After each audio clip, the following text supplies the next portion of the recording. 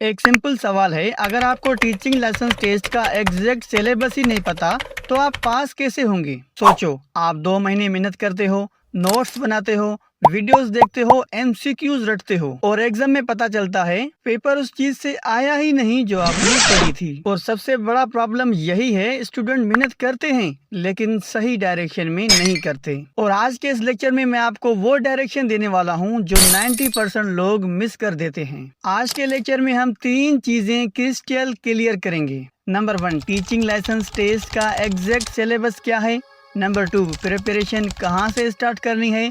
और सबसे important number 3, pedagogy होता क्या है। और हाँ, मैं गारंटी देता हूँ अगर आपने ये लेक्चर प्रॉपर समझ लिया तो आपकी प्रिपरेशन का बेस स्ट्रांग हो जाएगा। तो चलिए शुरू करते हैं। सबसे पहले बात करते हैं सिलेबस की। तो टीचिंग लाइसेंस की टेस्ट का सिलेबस 2 मेन पार्ट्स में डिवाइड होता है। पार्ट 1 है कंटेंट नॉलेज।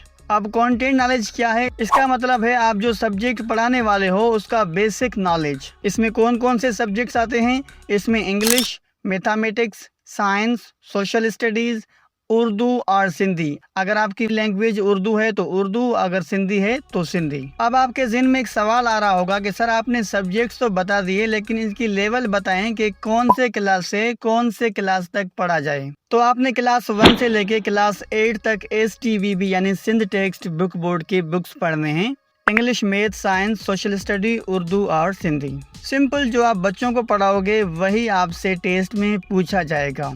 अब पार्ट 2 की बात करते हैं, पेडागोजिकल कंटेंट नॉलेज। अब ये सबसे इम्पोर्टेंट पार्ट है और यहीं से पेपर टफ होता है। अब सबसे पहले समझते हैं ये पेडागॉजी होता क्या है। पेडागॉजी का सिंपल मतलब है पढ़ाने का तरीका। और याद रखिएगा, इसमें सिर्फ ये नहीं कि आपको सब्जेक्ट आता है बल्कि ये भी कि आप उसको सिखा कैसे रहे हो। मिसाल के तौर पे अगर आपको मैथ आता है लेकिन आप स्टूडेंट को समझा नहीं पा रहे तो आप टीचर नहीं हो, सिर्फ नॉलेजेबल हो। यानी आपको नॉलेज तो है लेकिन आप पढ़ा नहीं पा रहे। और याद रखिएगा, अच्छा टीचर वो नहीं होता जिसे सब कुछ आता हो। अच्छा टीचर वो होता है जो स्टूडेंट को समझा सके।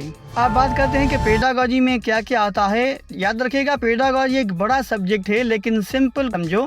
पेडागॉजी में जो मेन टॉपिक्स दिए गए हैं उनके कॉन्सेप्ट्स आपको जरूर क्लियर करने होंगे। तो पहले नंबर पे आता है टीचिंग मेथड्स, दूसरे नंबर पे लर्निंग थ्योरीज एंड तीसरे नंबर पे असेसमेंट एंड एवोल्यूशन। नंबर 4 पे आता है क्लासरूम मैनेजमेंट एंड नंबर 5 पे ब्लूम्स टैक्सोनॉमी।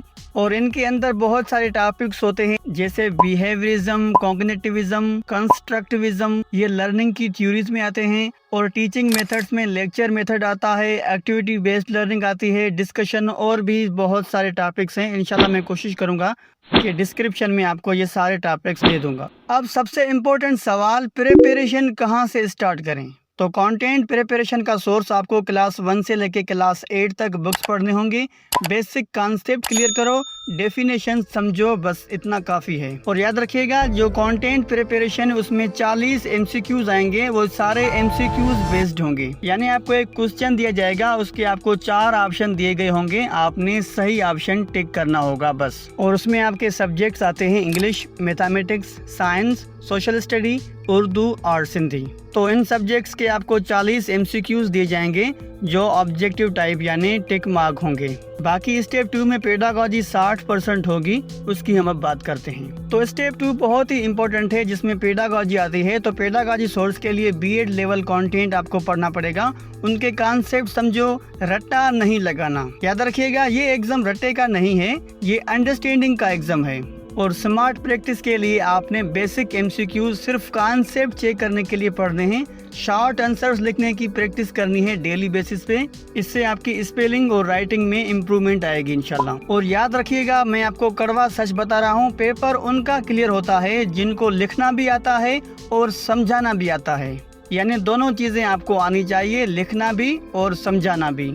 तो अगर आप अच्छी तरह प्रिपरेशन करना चाहते हैं और प्रैक्टिस करना चाहते हैं तो लिंक हमारी वेबसाइट की डिस्क्रिप्शन में दी गई है। आपने लिंक पे क्लिक करके वहां से अच्छी प्रैक्टिस करनी है।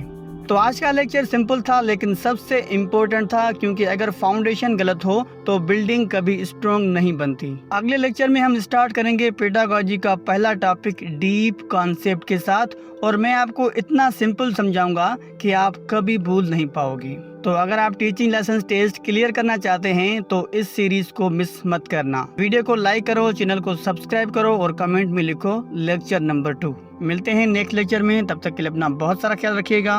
अल्लाह हाफिज।